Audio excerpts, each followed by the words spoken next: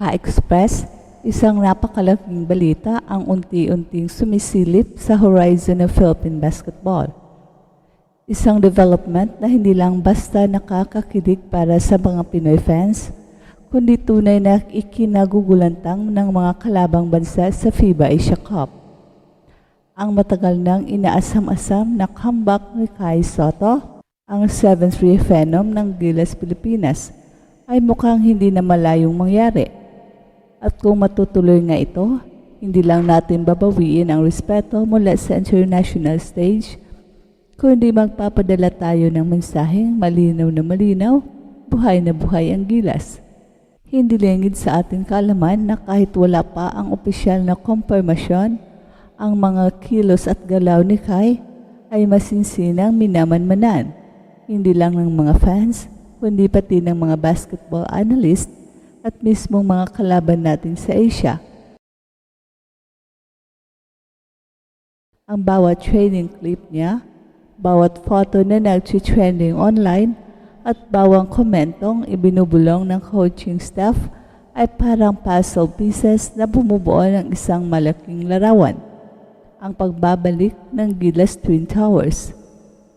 At kapag pinag-uusapan ng Twin Towers, hindi pwedeng hindi isama si Junmar Fajardo, ang malupit na sentro ng San Miguel Beerman na ilang taon ng haligi ng Philippine basketball. Ang duo ni Kai Sotto at Junmar Fajardo ay hindi ordinaryong kombinasyon.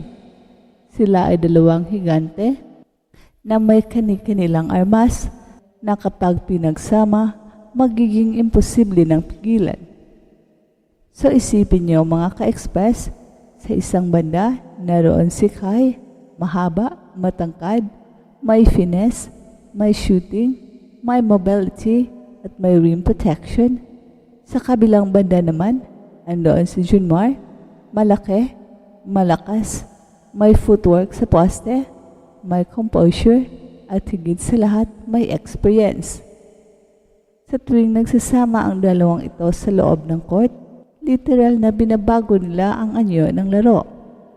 Parang chess na biglang nagkaroon ng dalawang queen sa isang team. Sa opensa, si Kai ay maaaring gumalaw sa elbow area, mag-set ng high screens at biglang pop out para sa jumper, habang si Junmar ay lumalalim sa paint, naghahanap ng mismatches na kadalasang dumarating dahil napilitang idikit ng kalaban ang pinakamalaking player nila kay Kai. At ang resulta? Open ang lane para kay Junmar, high-low play, simpleng pasa, salpak, boom! Ito mismang nakita natin nung huli natin nakaharap ang mga powerhouse teams gaya ng New Zealand at Latvia. Napansin ng lahat, hindi lang ng ating mga kababayan kundi pati ng mga banyagang komentaryo na kapag nasa loob sina Kai at Junmar, hirap na hirap ang depensa ng kalaban. Yung tallest big man nila, forced na i-cover si Kai sa labas na nangangahulugang mismong paint ay naiwan para kay Junmar. At sa dami ng kanyang arsenal sa ilalim, hindi mo siya pwedeng iwanan one-on-one.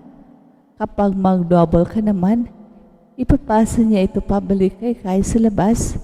Deadly spacing, beautiful basketball, at ito ang rason kung bakit sinasabing walking mismatch ang Gilas dahil pinipilit ng ating front court na mag-adjust ang buong depensa ng kalaban. At ngayon, isipin mo ka-express, paano kung magkakatotoo nga na magbabalik si Kai? Ano ang epekto nito? Hindi lang para sa laro, kundi sa buong psychological warfare ng FIBA Asia Cup. Simple, matinding kalituhan, kaba at paghahanda sa party ng ating mga karibal. Katulad dito ng sitwasyon sa Japan, kung saan si Rui Hachimura ng Los Angeles Lakers ay isa ring malaking banta. Kapag wala si Rui Hachimura, kampante ang mga kalaban ng Japan.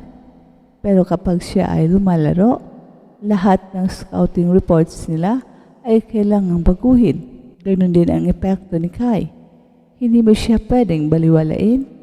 Hindi mo siya pwedeng ipasok lang sa standard na sistema ng opensa at depensa. Kailangang baguhin ang rotation, kailangang mag-prepare ng bago, at sa international basketball, ang team na mas maraming adjustments ang kailangang gawin, sila ang mas dehado.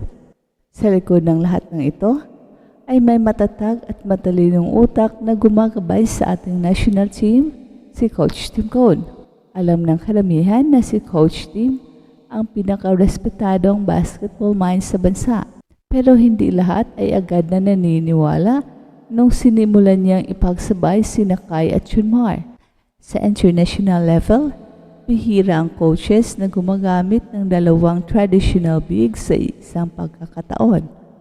Pero si Coach Tim ay may nakitang mas malalim.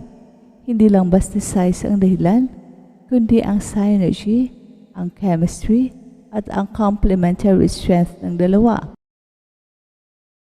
Sa mga scrimmages at official games, sinubukan niya ito at ang resulta, nakita natin gumana at higit pa doon, naging sandata ito na hindi kayang tapatan ng maraming Asian teams. Kapag sabay sina Kai at Junmar sa loob, hindi lang depensa ang lumalakas, mas lumalakas din ang opensa. Nagkakaroon ng freedom ang ating guards, sina Scottie Thompson, Sergio Perez at Jordan Clarkson kung andyan man siya para gumalaw. Mas maraming second chance points dahil sa offensive rebounds, mas konting pressure sa backcourt dahil alam nilang may rim protector sa likod. At kapag may two-man game sa taas, sabay kang fed sa labas at sa loob. Yan ang kagandahan kapag may dalawang sentro na parehong skilled at selfless. Kaya naman sa ngayon, habang inaabangan ng buong basketball community, ang kumpirmasyon sa pagbabalik ni Kai, damang-daman na ang tensyon, ang mga forums sa Reddit, mga basketball groups sa Facebook, at kahit mga sports analysts sa YouTube, iisa ang tanong, is this the return of the most dominant Gilas frontcourt ever? At ang sagot, posible. Pero hindi lang basta balikan ang kailangan. Kung babalik si Kai, kailangan condition siya, mentally at physically. Kailangan buo ang tiwala niya sa kanyang sarili, sa coaching staff at sa sistema ng Gilas. Pero knowing Kai, mula pa lang ng kanyang journey sa Australia, sa NBA G League hanggang sa Japan B League, alam nating sanay siya sa pressure. Kaya kung ikaw ay excited din sa comeback na ito, huwag kalimutang i-like ang video na to at mag-iwan ng comment kung ano ang inaasahan mong tandem mula kina Junmar Fajardo at Kai Sotto. I-share mo rin ang video nito sa kapwa mo basketball fan para sabay-sabay nating suportahan ang Gilas Pilipinas. At syempre, mag-subscribe ka na din para sa mas marami pang kwento na ginulat ang mundo.